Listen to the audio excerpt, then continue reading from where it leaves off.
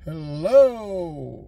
Hula ho mga ka-angel, andito naman po ang iyong lingkod, ang iyong katropa at kalakwatsa, Kuya JJ. So, nandito po tayo ngayon, nakatambay tayo sa ating sakyan. Meron po akong i-share sa inyo. At meron po akong surprise. At the end of the month, meron po tayong bibisitahin isang lugar na kilala lahat ng sa buong mundo. So yan po yung aking surprise sa inyo sa katapusan. Iikot ko po kayo doon at sasamahan niyo po kami. So magta-travel pa tayo doon at ipapakita ko sa aking makakaya kung anong pagpasensyaan nyo, kung ano yung mga paliwanag ko, yung pag-i-English ko, kung may mga kulang, kung hindi totoo. Pwede po kayong mag-comment at tatanggipin po natin yan. Tulad ng sinabi ko, nagre-rely lang din po ako sa Google, kung ano po yung sinasabi sa Google. Yun po yung aking sinasabi. So yan po sa katapusan. May bibisitahin tayo na maganda siya. Actually napuntahan na po namin ito last year, pero at that time hindi pa po tayo nagbablog ng tulad ng ngayon na ginagawa natin. Usually po yung mga videos sinisave lang namin sa computer or sa Facebook para at least yung kung magmumuni-muni ka, nagre-relax ka, meron kang tinitignan, yung mga memories mo, parang nakakataba ng damdamin sa loob na meron kang mga achievement kahit mga ganong paraan lang. Kumbaga stress ka sa work, sa mga problema, kung panoorin mo yung mga videos na yun, nakaka-relax po. At ito pala, nakapunta pala kami dito. Ay, ang ganda. Kung makikita mo ulit yung mga magagandang lugar na napunta, na parang nakakalimutan mo ang problema mo. So, ganun po yung aming life. We love travel. And kaya ganyan po yung aking content about traveling. Although minsan dito lang sa Calgary, mga kalapit bayan or city. But pag meron po kaming mahabang time, mahabang bakasyon, itry po namin na iikot po sa aming makakaya sa iba't ibang lugar, not only here in Canada, try po sa iba namang mga lugar. Okay po, so yan po, lalarga po tayo ng April 26. So at that time po, yan po, ipapakita ko po yung surprise. At sana po ma-appreciate nyo kung ano yung mga ipapakita ko sa inyo. At tulad po ng sinabi ko, kung ano po yung the way ako magsalita, the way ako magpapaliwanag, pasensya na po. Ganun po talaga yung pagsalita ko. So minsan po pansin nyo, kunting nag-i-English ako. Hindi ko po parang sinasabi na nakatira ako dito sa Canada, mag-English din ako, no? Gusto ko lang po pag sakali po, let's say mga kababayan po natin nakapag-asawa ng mga foreigner, gusto ko pong maintindihan din nila yung partner nila. Although tinuturuan na nila yung mga asawa nila, pero pagka pinapanood po tayo, gusto kong alam natin yung mga foreigner is marunong silang mag-appreciate. Gusto nila maintindihan nila ako kahit nagtatagalog o hinahaluan ko ng English, para at least mas madali lang maunawaan yung mga pinapaliwanag ko sa inyo, mga katropa at saka kalakwatsa. So barok po yung English ko. Minsan pa islang kunti, trying hard. Pero lang po, baka mas maintindihan ng mga puti, mga kababayan natin, mga friend nating mga Canadian at mga ibang lahi. So yun po. Kaya minsan nag-i-English po ako. So ngayon po medyo makulimlim sa Calgary. At kahapon po may snow, buti na lang natunaw siya agad dahil yung temperature is nasa 0, positive 1, ganyan. Kaya madali siyang natunaw. But ito naman naging kapalit ngayon, medyo windy. So yun po yung nagpapalamig, yung hangin. Kaya pagka lumabas ka, kailangan mo pa rin mag-jacket, mag-bonnet or mag-gloves, kasi pagka pumatak po ng 0 or 1 or 2 yung temperature, malamig pa rin po kung may parang siyang naninigas o parang yung masakit sa kamay. Kaya kailangan mong mag-gloves. So yun po yung weather. Kasi sa Calgary unpredictable, sabi nga nila. Kasi mamaya-maya maaraw, mamaya maulan, mamaya mag-snow, mamaya windy. So yung mga forecast sa internet or sa weather forecast everyday, it always change, sabi nga nila, kasi unpredictable yung Calgary. But other than that, Calgary is one of the best city, not only in Canada, in all over the world. Sana po makapunta po kayo dito. At atin pong pinagdadasal yan na sana po yung mga kababayan natin na gustong pumunta dito, maabot na po nila yung mga pangarap din nila, yung mga pag-process. Sana ma-approve na lahat ng immigration yan at magkita-kita po tayo dito. Wish ko po yan. At yeah, kung may mga opportunity, why not? Try Canada. Sabi ko nga, hindi ko siya pinopromote na parang tinatalikuran ko ng Pilipinas, no? Kung may mga instances na opportunity na ganito, why not? Try it. Pag okay, then grab it, take the opportunity. If not, then free naman po kayong bumalik sa Pilipinas. But tulad ng sinasabi ko, once na nandito po kayo, mamahalin nyo yung Canada. Kasi number 1 yung health benefits, yung health system, okay, almost free lahat. Tulad nga lang sinabi ko, magkasakit, dadaan po kasi yung punto na magkakasakit po tayo. Tanggapin po naman natin o hindi, tatanda po tayo at kailangan po natin bumisita sa ospital, mga doktor. So pag andito po kayo, hindi po sasakit, hindi po kayo may stress lalo. May sakit na kayo, may stress pa, walang pambayad sa ospital o doktor. Dito wala po. Kaya anytime pwede po kayong pumunta. No worries about sa mga bayarin kasi libre.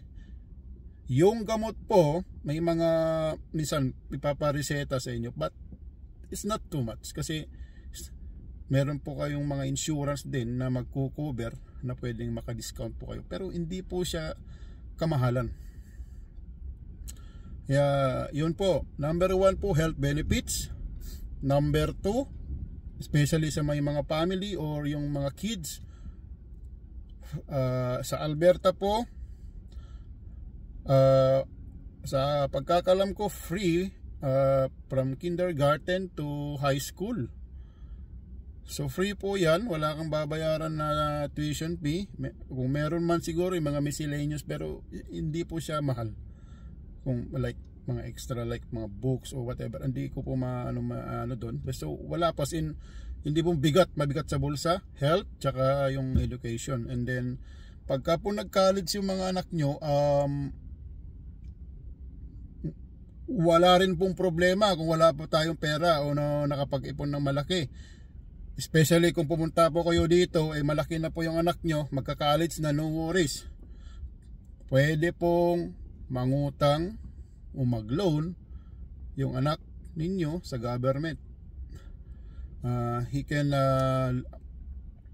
borrow money from the province and the federal. So province o federal is your national government. Nagpapautang po yan any course, and Noon po, meron siyang interest na napakaliit na hindi mo maramdaman kung nagbabayad ka. At saka ikaw po mamimili kung anong gusto mong, how much money ang ibabayad mo sa every month. So, nasa ano yun, may mga choices. So, you can, tabihin nyo lang po na kung ito yung gusto kong bayad sa every month, ganyan. Pero, sisingilin po kayo ng government after nyo po graduate. Hindi po agad-agad, hindi yung nangutang ka ngayon, nagbabayad ka, no. So the government let you finish your school first before po kayo mag-start ng yung inutang nyo. At saka kung di po ako nagkakamali, last year yata is tinanggal na po yata yung interest rate dun sa student loan. I mean, ang ibig kong sabihin, kung noon meron siyang like 1% lang, ganyan. Hindi ko sure yung percent niya before, but now kung na-implement na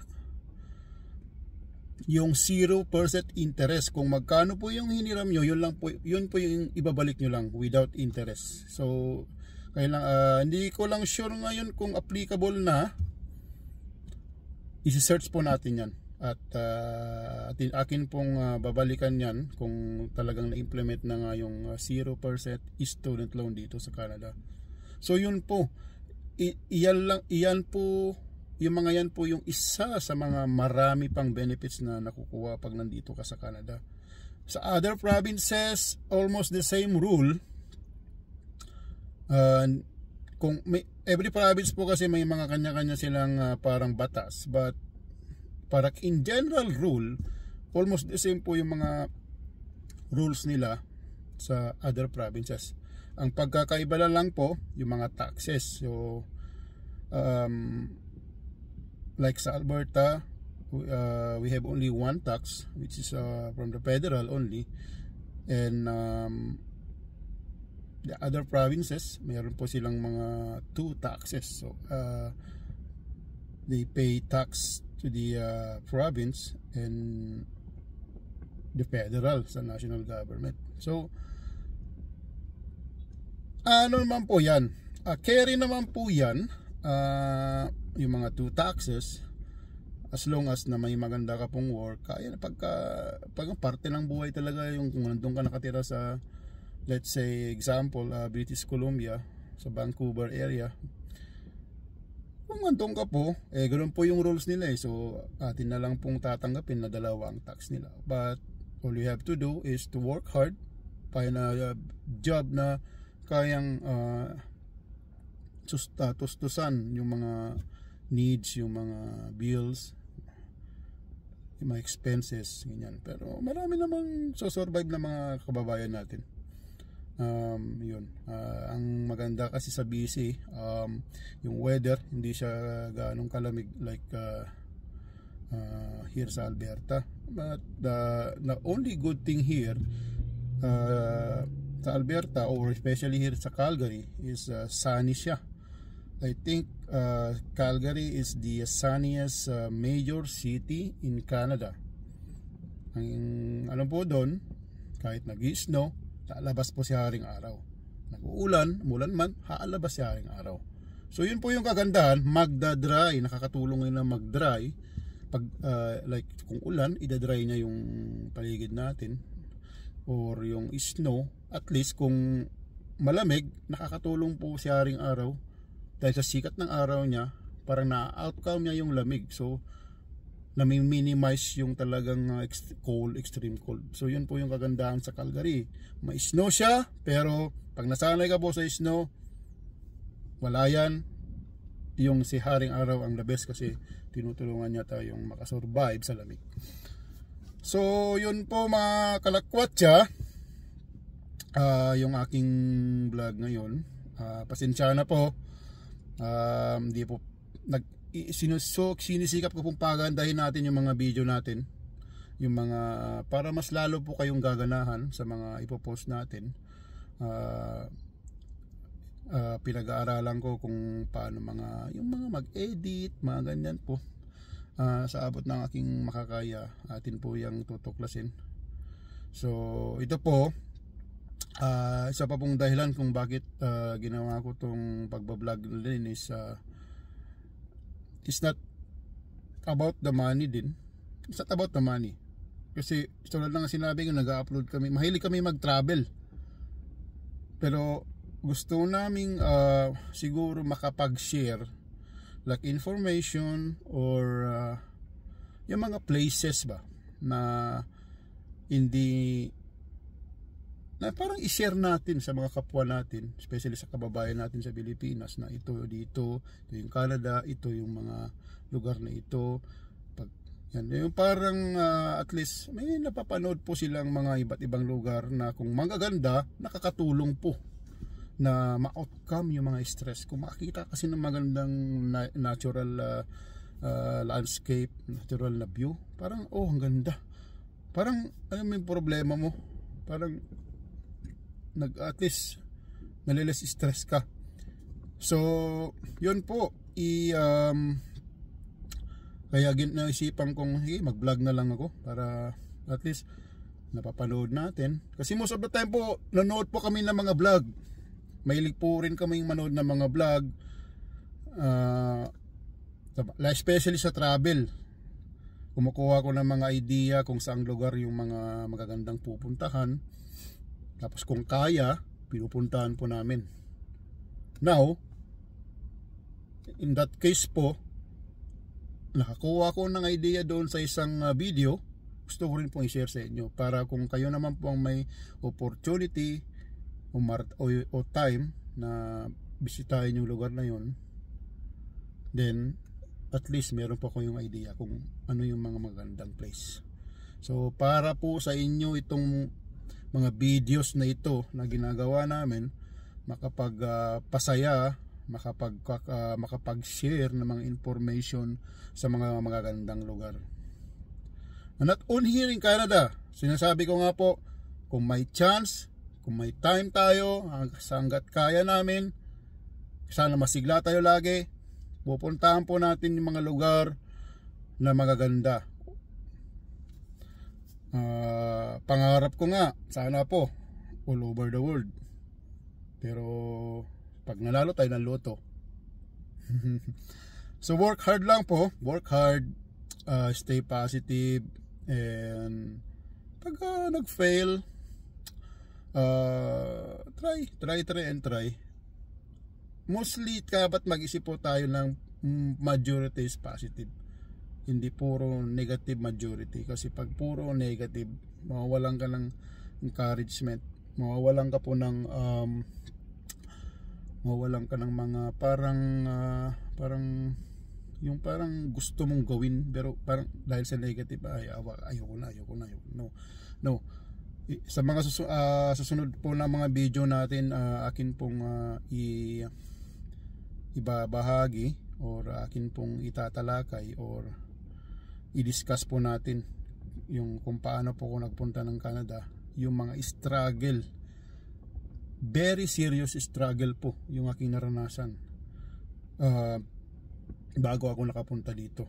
Marami po akong pinagdaanan, hindi po ganun kadali yung pagpunta ko dito sa Canada. Marami akong obstacle na dinaanan na yung tipong parang mag-give up na ako, as in walang wala talaga ako. Pero tulad nga lang sinabi ko, nasa sarili natin yon. Kailangan lubog na lubog ka sa problema o mga stress, but wag mong kakalimutan na isipin pa rin, number one, si God. Good Lord, help me. Ganun lang po. And then in your part, gawin nyo po yung part nyo rin, na tutulungan kayo ni God, but gawin nyo po yung part nyo na huwag kayong magpatalo sa mga stress or mga problema. Mahirap po, alam ko may mga mahirap, very challenging, mahirap na problema, but at the end of the day, si God pa rin ang the best na pupuntahan natin, na tutulong sa atin, at yung faithful natin sa kanya pa rin po. So akin po, tatalakayin yan sa sunod na mga video natin. At tulad po ng sinabi ko, hindi po ganong kadali yung pagpunta ko sa Canada. Siguro po may mga nagsasabing ganito, pero sa akin po very po parang as in talaga na dami kong pinagdaan ng trials. So yun po, akin po yan i-discuss sa sunod na mga vlog natin. At sana po maging makapagbahagi ako ng mga inspiration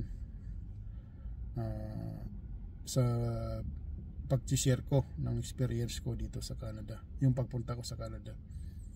So ngayon po nag-aantay po tayo na susundiin yung ating anak na lalaki sa school, kasi 11 po yung out nila.